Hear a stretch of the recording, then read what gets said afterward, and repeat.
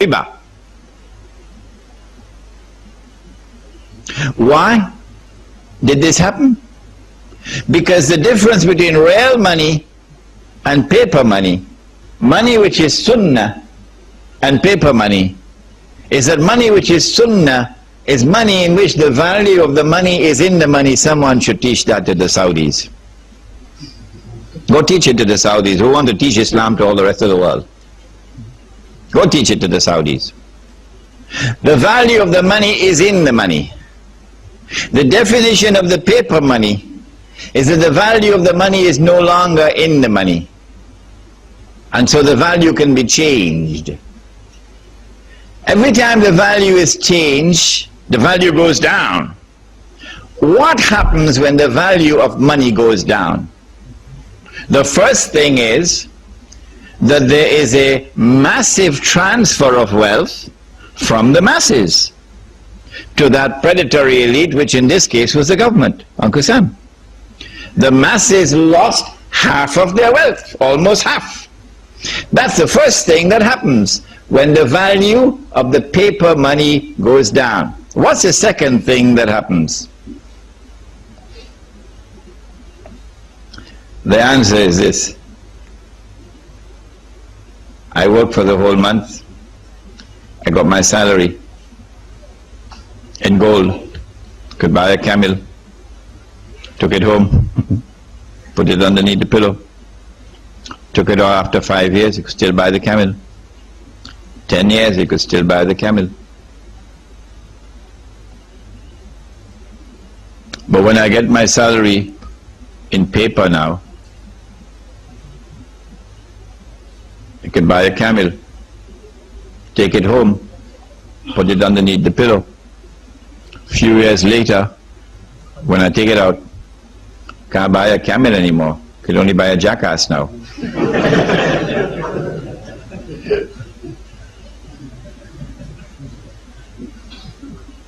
So now I'm beginning to feel like a jackass because someone has ripped me off.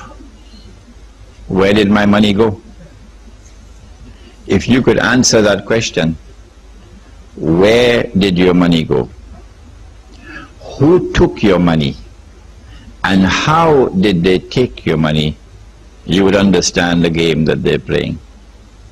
We used to have men like that. In North America, we had one Islamic scholar who was like that, and then they killed him. A man named Malcolm X. He didn't have a PhD from Al-Azhar, but he could see better than any sheikh. Who took my money? And how did they take him? Did they take it?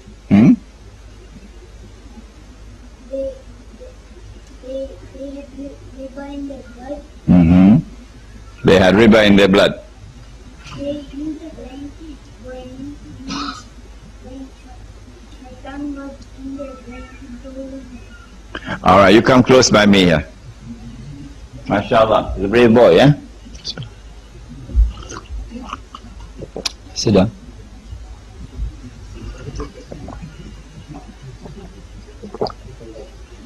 I make a dua that one day you will also sit here on the chair and you'll also give the lecture, inshallah.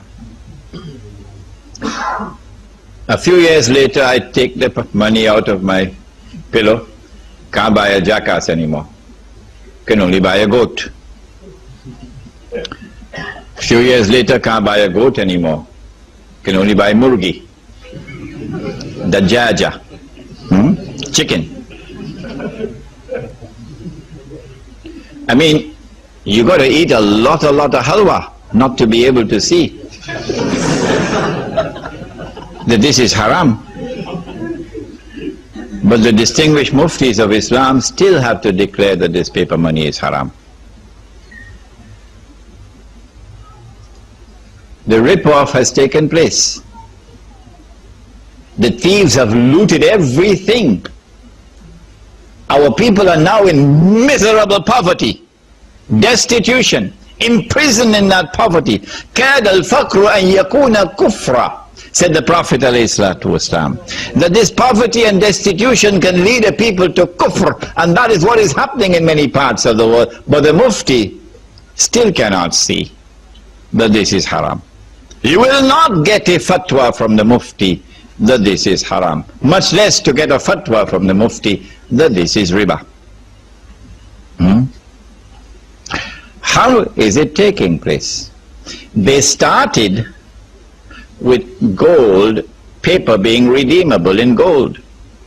And then came 1933, when we should have woken up to see the game, but we didn't wake up. So in 1944, at the end of the Second World War, they now consolidated the system in the creation of an international monetary system now. Consolidated. The new international monetary system emerges out of the Bretton Woods Agreement in upstate New York. Every Darul Uloom should make it obligatory for the student to study the Bretton Woods Accord.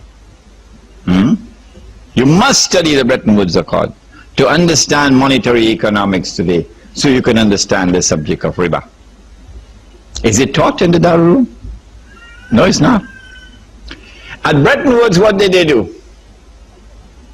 They said, no longer will paper be redeemable in gold. Only one paper will be chosen to be redeemable in gold. All the rest will not. The one paper which was chosen was the US dollar. So the US dollar will be redeemable in gold, but not sterling pound, and not Pakistani rupee, and not Indonesian rupiah, not Australian dollar. No, only one. So this is a major blow to the integrity of money. The second thing that they did was to declare that the only people who could come to Uncle Sam to redeem their paper for gold are governments. You and I can't do it. Only governments, only central banks. So now the entire system has lost 99% of its integrity. It has only 1% left of integrity, but those fellows are still eating halwa. 1% integrity left. That governments, central banks can go to Uncle Sam with their US dollars and demand the gold. Nobody did. From 1944 to 1971, nobody did. The Vietnam War took place in the late 60s, and Uncle Sam printed a lot of paper to finance the war. And Uncle Sam didn't have the gold to back that paper. At Bretton Woods, they had fixed the price of gold at $35 an ounce. Fixed. It is there in the Bretton Woods Accord. Uncle Sam didn't have the gold to back all that paper. So in September 1971, the British government came in one Friday evening perhaps with $3 billion and said, Uncle Sam, we want the gold. Uncle Sam knew that the game was up. The game was up. Because come Monday morning, guess who is going to be at the front of the line? Saudi Arabia. Or who behind Saudi Arabia? Kuwait. Huh? And a whole long line of people, of government, central banks, we want the gold. So Richard Nixon retired to Camp David, and then on Sunday he had addressed the American people, and he said, we gave our word, but we don't have to keep our word.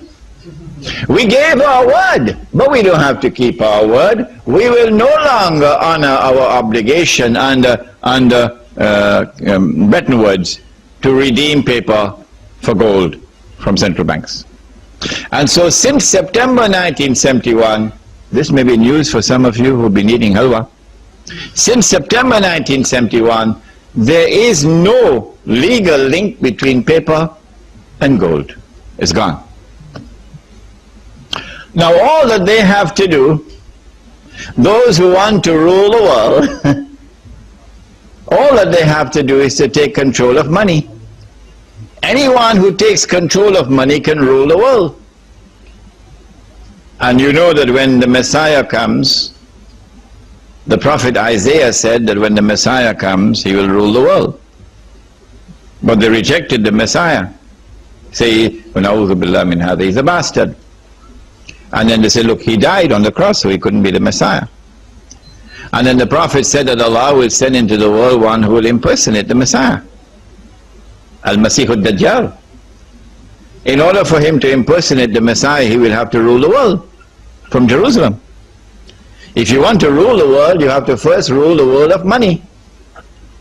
You can't